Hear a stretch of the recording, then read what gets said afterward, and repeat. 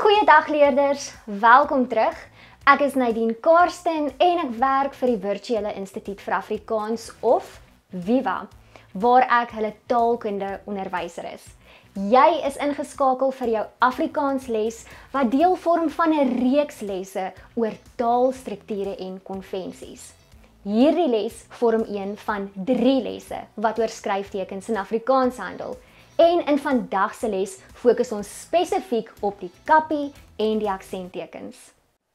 Kom ons kyk 'n bietjie na die huis van skryftekens. Ons gaan elke keer na hierdie huis verwys. Kyk vir my na die dakkie op die boonste venster. Dit stel die kappie voor. Kyk ook na die diewering voor die venster wat die akkieteken en die grafesteken voorstel. Ons gesels heel eers oor die kappie. Die kappie word vir verskillende redes gebruik. Ek gaan elke keer 'n rede noem en dan 'n kort verduideliking oor hierdie rede gee.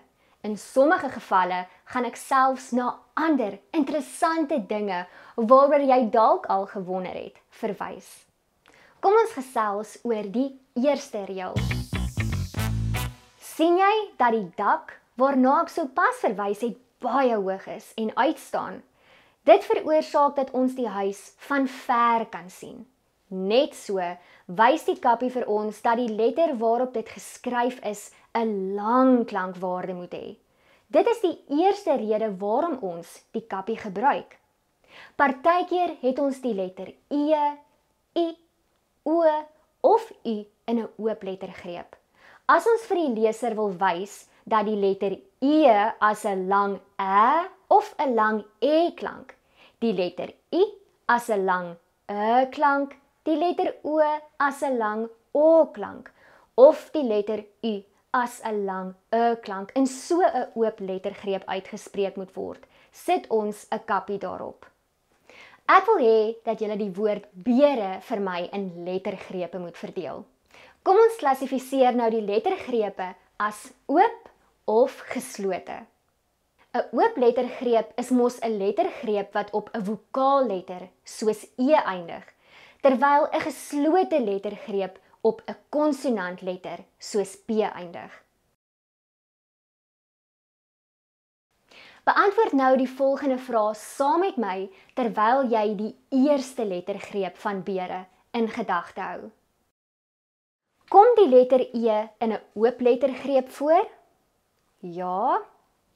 Hoor jy 'n lang ä of 'n gerekte e klank? Nee, 'n mens hoor 'n lang e klank. Beere. Omdat die letter E 'n lang e klank voorstel, hoef ons nie 'n kappie te gebruik nie.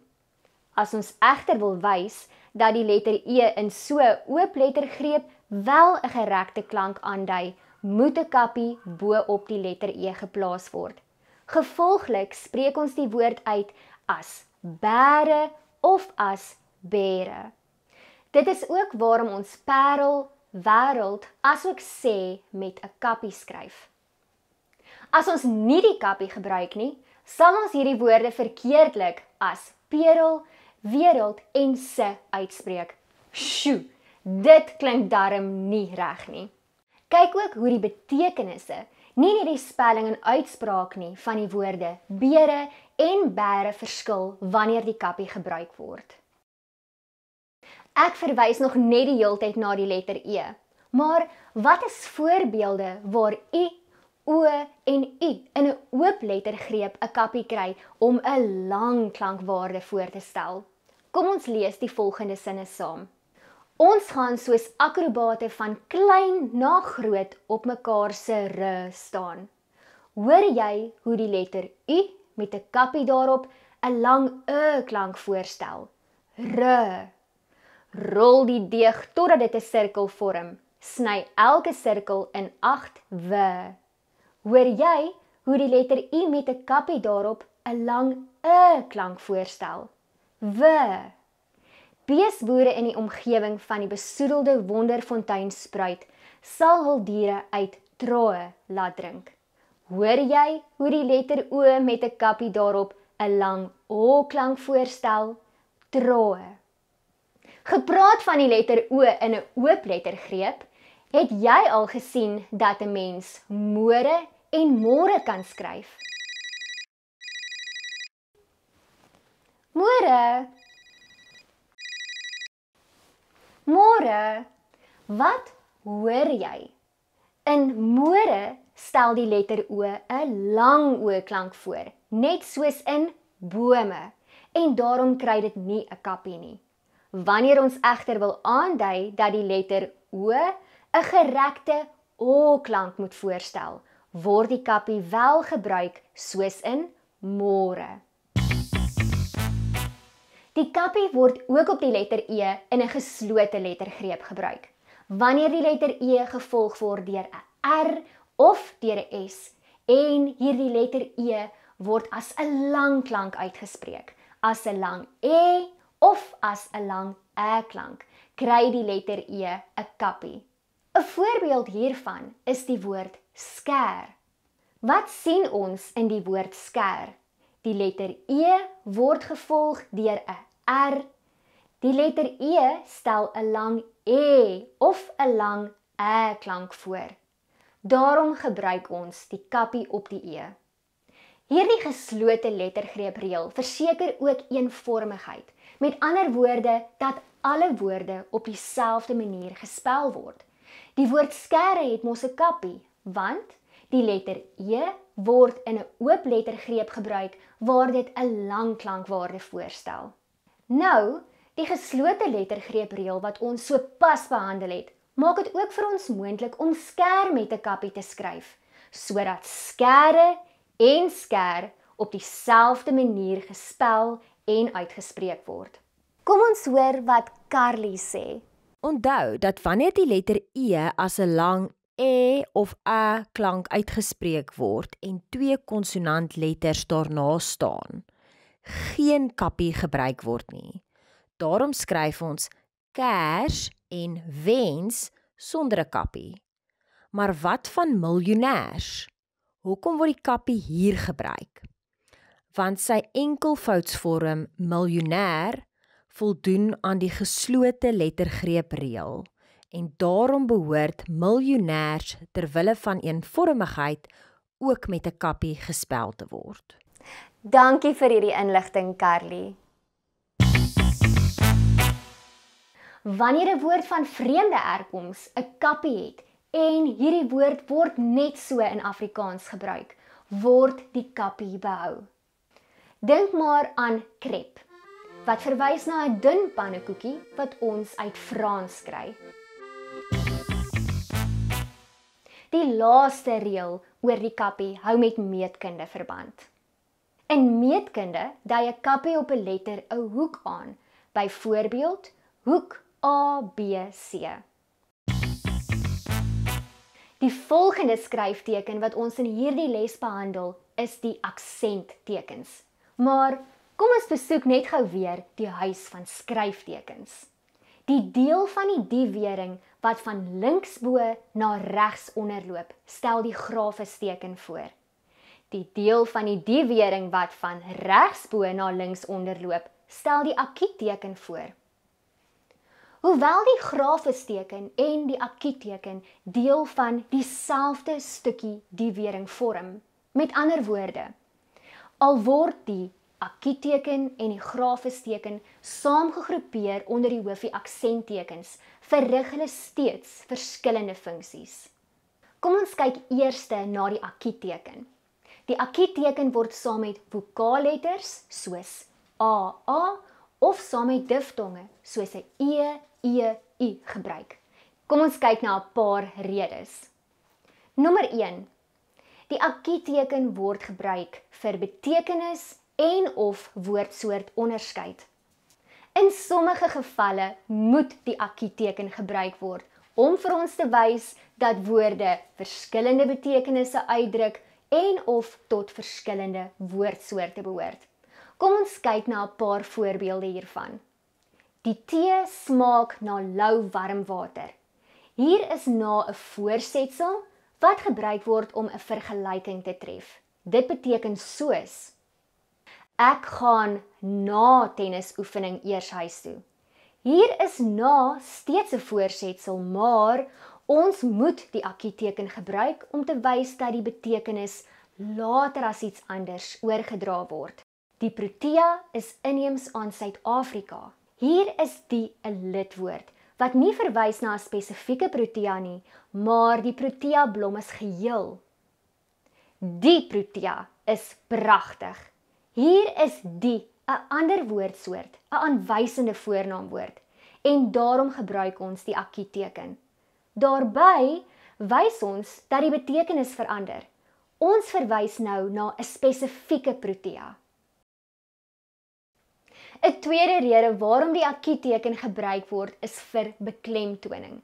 In hierdie opsig hoef ons dit nie te gebruik nie. Ons kies om dit te gebruik omdat ons 'n bepaalde woord wil uitlig of beklemtoon. Kyk 'n bietjie na die volgende sinne waarin die akkieteken telkens op 'n verskillende plek verskyn en hoe dit die betekenis van die sin verander. Daarvoor sal ek sorg, sê Parsons. Hier beklemtoon dit wie daarvoor sal sorg. Daarvoor sal ek sorg, sê Parsons. Hier beklemtoon ons waarvoor gesorg sal word. Daarvoor sal ek sorg, sê Parsons. Hier beklemtoon ons dat iets in die toekoms sal gebeur. Daar is sekere reëls waarvan jy kennis moet neem om korrek te kan beklemtoon. Ons het hierdie reëls vir jou gaan opsom. Tandiwe, kan jy asseblief vir ons voorbeelde van elkeen van hierdie reëls gee? Reël 1. 2. Soen, goud, leeu.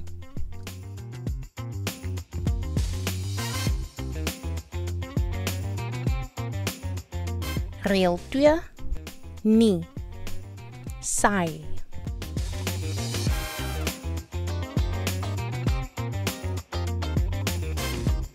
Reël 3. Is.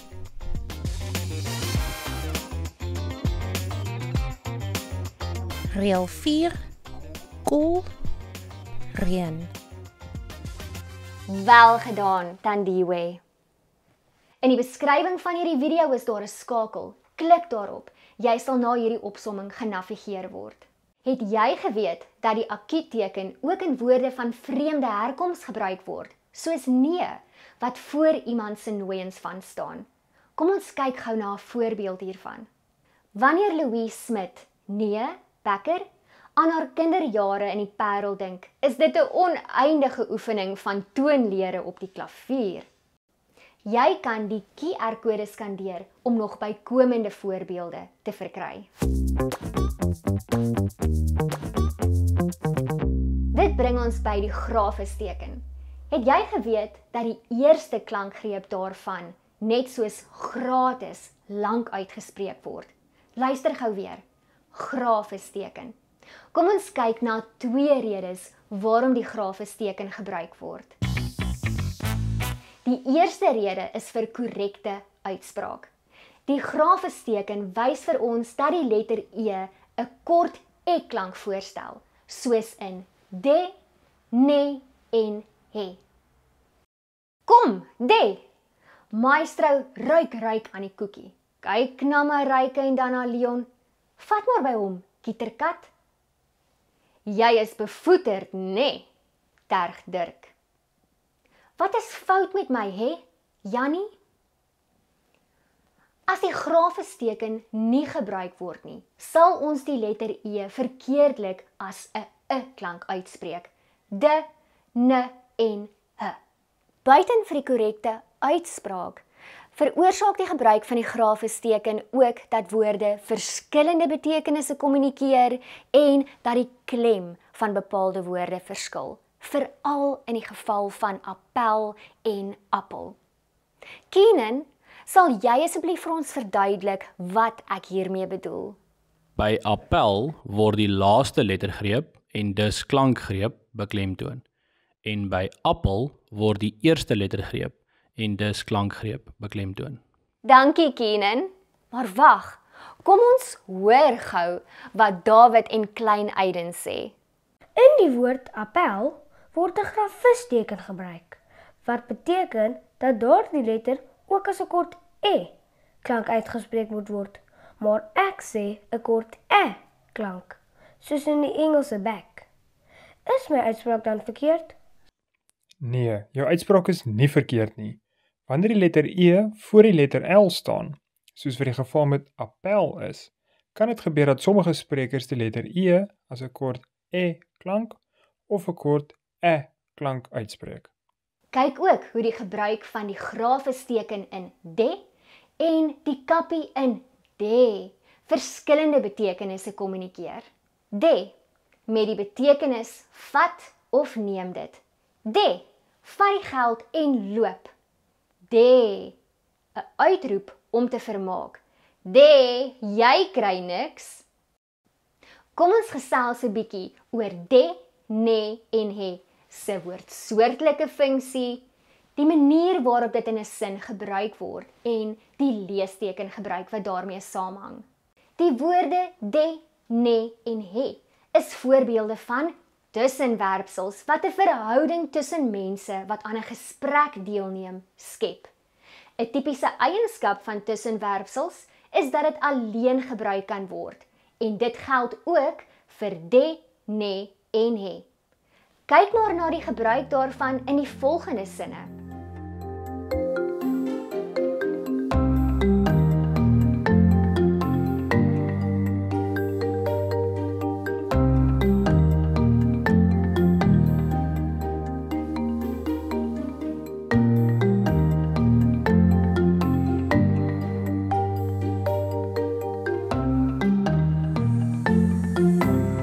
Jy hoe die vraagteken saam met ne en he gebruik word.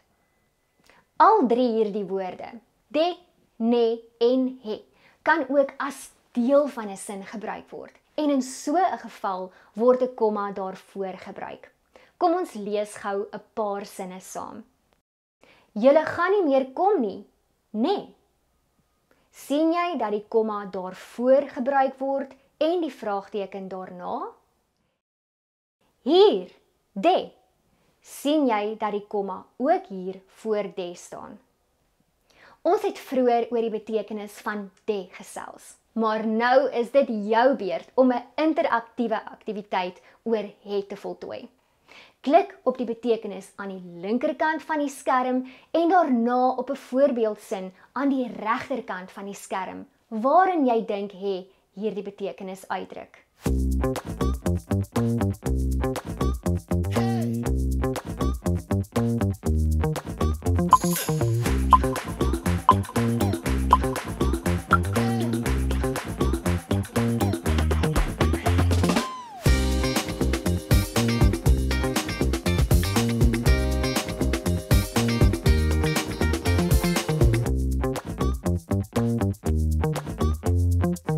Sjoe, dit was pret.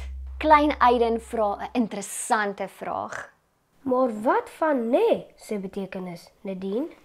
Aiden, die woord ne word tipies gebruik wanneer ons wil weet of die aangesprokene of die leser saamstem. En in hierdie verband kan dit met he afgewissel word. 'n Voorbeeld hiervan is: julle gaan nie meer kom nie, né? Onthou, ons het gesê dit kan afgewissel word met he, so ons kan ook sê julle gaan nie meer kom nie, hè? Dit kan ook ongeloof, verbasing of skeptisisme aandui. 'n Voorbeeld hiervan is: jy bly by daardie storie, né? Waar dit spesifiek ongeloof aandui. Ons sluit hierdie les af deur na 'n laaste funksie van die grafesteken te verwys, naamlik dat dit ook in woorde van vreemde herkoms gebruik word. Byvoorbeeld, voilà. Voilà het die betekenis sien daar en dit word ontleen aan die Franse voilà, wat eintlik dui op 'n bevel om na iets te kyk. 'n Voorbeeld hiervan is: voilà, roep hy uit en maak 'n oordrewe hofbuiging voor Gigi. Jy kan die QR-kode skandeer om nog bykomende voorbeelde te bekom. En voilà, so kom ons les oor die kappie en die aksenttekens tot 'n einde. As daar enige iets is waaroor jy onseker is, kan hierdie video oor en oor gekyk word totdat jy met die inhoud vertroud is. Onthou asseblief ook om die selfmerk-assessering te voltooi, want deur middel daarvan kan jy bepaal of jy die werk onder die knie het. Ons sien julle weer volgende keer. Lekker dag!